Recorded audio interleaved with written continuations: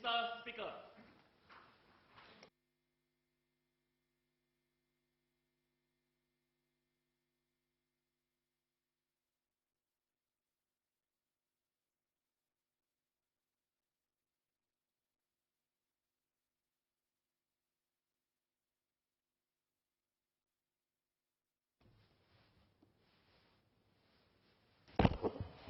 Order. Questions for oral answer. Mr. Murali Pillai.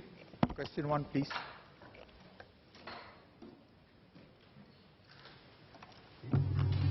Mr. Speaker, ComCare is part of our multiple layers of assistance to support low-income individuals and families. It is intended to provide for basic needs, enable self-reliance, and complement family and community support. ComCare applicants with assets that can be monetized are encouraged to tap on them first.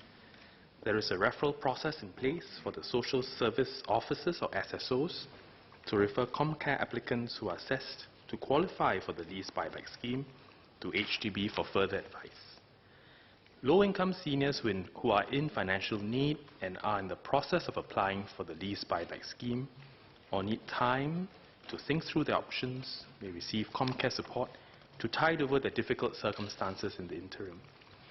We recognize that some seniors may have good reasons for not taking up the Lease Buyback Scheme. For example, they may prefer to sublet a room to generate additional income or keep the unit for their children who are permanently unable to work. In such cases, the SSOs will continue to provide the seniors with financial assistance for basic needs under ComCare and link them up with other relevant assistance and social services. Mr. Pillai. Mr. Speaker, sir, I thank the Honourable Minister for his response. I have a supplementary question, really a broader question. How do we help seniors from families who, on one hand, do not have enough money, but on the other hand, they have assets which are of some value. And these people usually tend to be in situations where they have dysfunctional family relations, especially with children who may not necessarily help them.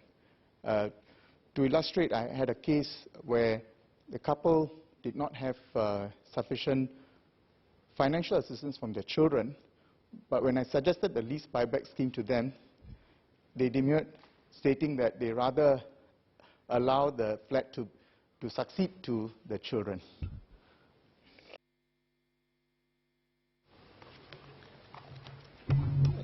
Every case is unique.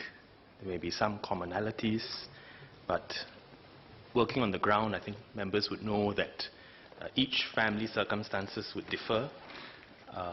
The key is that ComCare support provides, in a way, a safety net. After individuals have exhausted their own means, have relied on family, but find that it is inadequate, the state will come in, provide support. And so, it's not a science. And there isn't an SOP which drives inexorably in any one direction.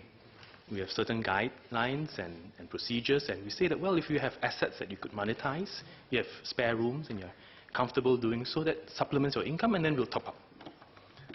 We'll top up in different ways, whether it is ComCare, whether it is interim assistance, whether it is Medifund, whether it's rental assistance, whether it's food assistance, whether it's government scheme, whether it's a local community scheme, whether it is a community VWO-based scheme.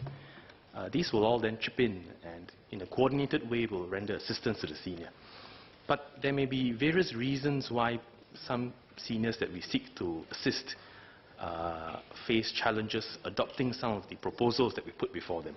And I think the key is to adopt a social work approach, understand their mindset, understand what their concerns are, journey with them along the way, see if they can be persuaded, and if they can't, why not, and ultimately see how we can better allow the individual to tap on his or her assets, to be able to rely on his family if possible, and with the help of the Commissioner of the Maintenance of Parents, if need be, for conciliation, and then ultimately the state will come in to provide that safety net support.